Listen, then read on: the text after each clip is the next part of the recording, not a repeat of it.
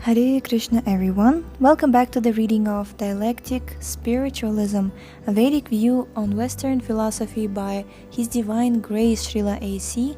Bhaktivedanta Swami Prabhupada. And this is Shravanam Diaries podcast. I'm your host Sulalita Devidasi. We're starting chapter number 10, Mill. The Briton John Stuart Mill, 1806 to 1873, belonged to a school of philosophy called utilitarianism. An economist as well as a philosopher, Mill had a great impact on 19th century British thought, not only in philosophy and economics, but also in the areas of political science, logic, and ethics. His motto, "The greatest good for the greatest number." Here, Srila Prabhupada points out the glaring fallacy. Who is to say what the greatest good is? Disciple. Mill claimed that the world, or nature, can be improved by man's efforts, but that perfection is not possible. Srila Prabhupada. In one sense, that is correct. This world is so made that although you make it perfect today, tomorrow it will deteriorate. Nonetheless, the world can be improved by Krishna consciousness. You can better the world by bringing people to Krishna consciousness and delivering the message of Krishna to whomever you meet. That is the best social activity you can perform. Disciple. The goal of the utilitarians was more specifically to obtain whatever the people desire or require. Their motto is the greatest good for the greatest number. Srila Prabhupada. The people desire happiness. The utilitarians try to give people artificial happiness separate from Krishna. But we are trying to give direct happiness that is connected with Krishna. If we purify our existence, we can attain eternal happiness, spiritual bliss. Everyone is working hard for happiness, but how can happiness be attained in a diseased condition? The material disease is an impediment to happiness. This disease has to be cured. This is a very important point because sometimes, if we still consider materialism to be our happiness, we fail to realize that the very source of our suffering and misery is right in front of us. But if we understand that the material disease is an impediment to happiness, then we understand that we are diseased and we can be cured. Okay? Disciple. Mill felt that virtues like courage, cleanliness, and self-control are not instinctive in man but have to be cultivated. In Nature, a book, he writes, quote, "The truth is that there is hardly a single point of excellence belonging to human character which is not decidedly repugnant to be untutored feelings of human nature."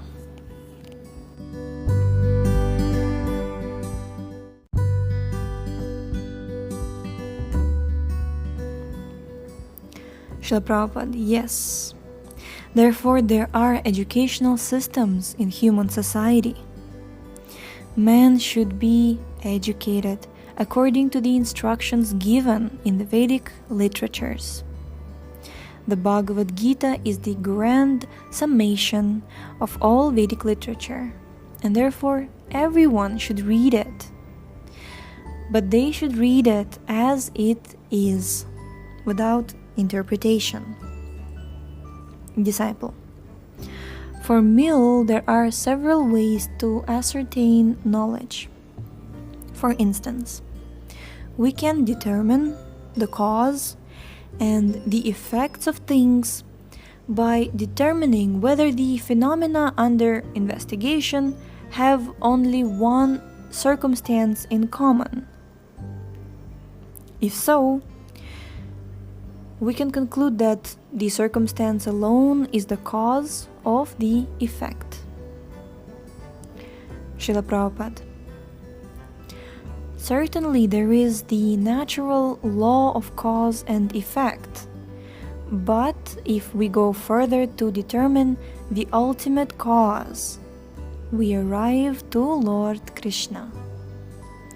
Everything has an original cause. If you try to find out the original cause of all causes, that is called darshana. Therefore, books of genuine philosophy are called darshana shastra. If we continue to search out the ultimate cause, we arrive at Krishna, the original cause of everything. Disciple. But what kind of test can we apply to phenomena to find out the cause? How can we determine that God is the cause behind everything? Srila Prabhupada. For every phenomenon, there is a cause. And we know that God is the ultimate cause.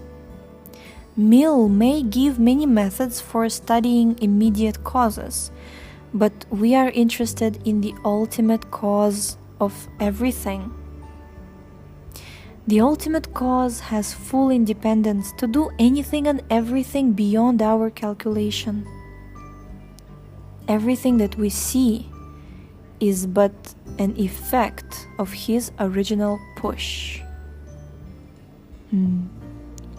Nice. Disciple.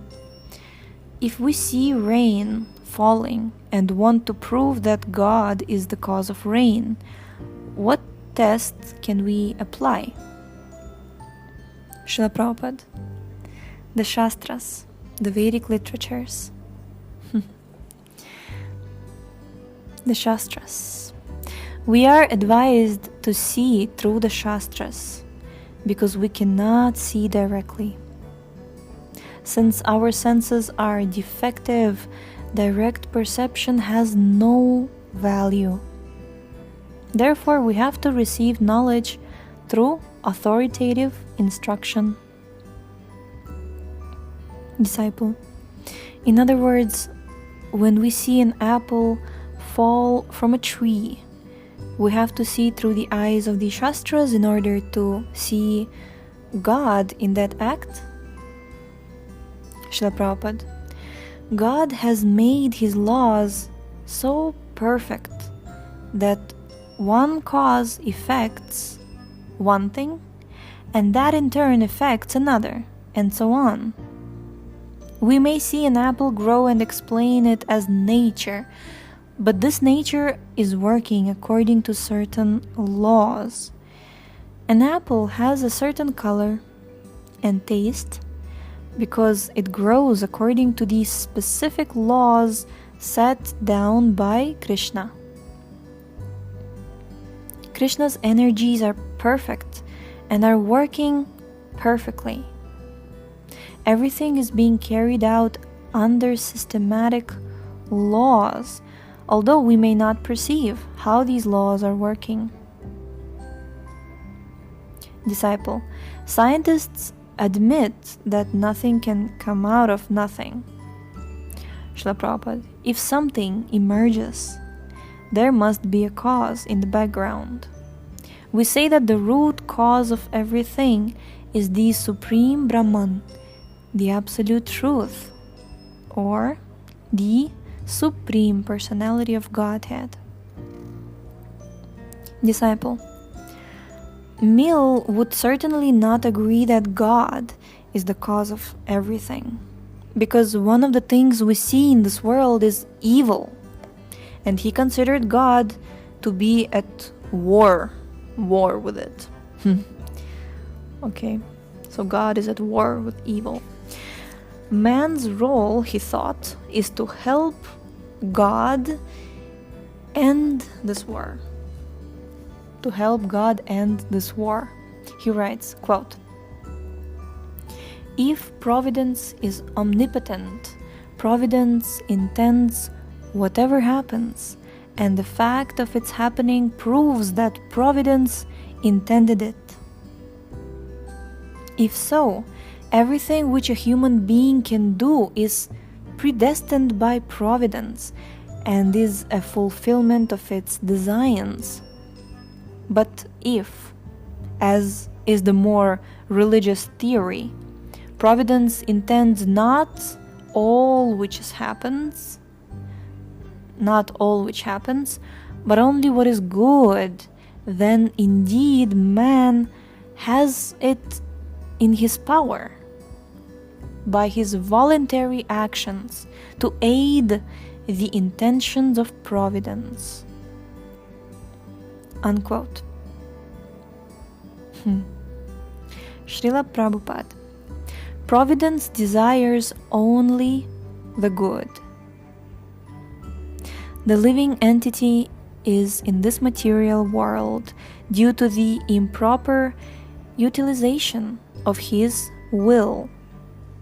Because the living entity wants to enjoy this material world, God is so kind that he gives him facilities and directions. When a child wants to play in a certain way, he is guided by some nurse or servant hired by the parents. Our position is something like that. We have to give up the company of God to come to this material world to enjoy ourselves.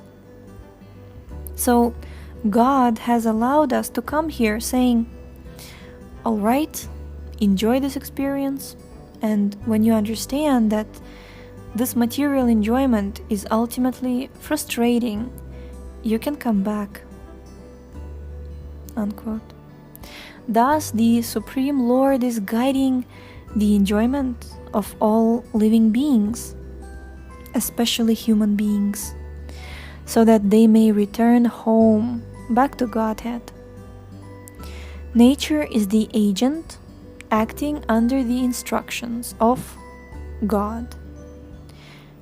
If the living entity is overly addicted to misusing his freedom, he is punished.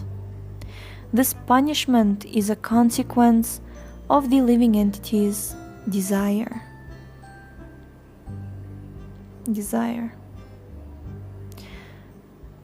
God does not want a human being to become a village hog, but when one develops such a mentality by eating anything and everything, God gives the facility by providing the body of a hog so that he can even eat stool. God is situated in everyone's heart and is noting the desires of the living entity from within. According to one's desires, God orders material nature to provide a particular body. In this way, one continues transmigrating from body to body in various species of life. We're going to stop here for today. This topic of desire is very, very crucial in our spiritual life. Yesterday we were just singing this bhajan, right? Hari Haraya Nama Krishna, and there was this emphasis made on the verse Tadaracharana Sevi Bhakti Sanivas Janamejana Haya Ei Abilas. This desire is basically what defines our life, what defines our future life, what defines everything, basically. Yes. So wishing you all spiritual desires, nice devotional, theistic desires to serve the Lord. We shall continue tomorrow. Thank you so much for tuning in today. The link to this book is in the description. Please check out our website, shravanamdiaries.com, and we shall see you next time. Hare Krishna. Jai Jai Jai.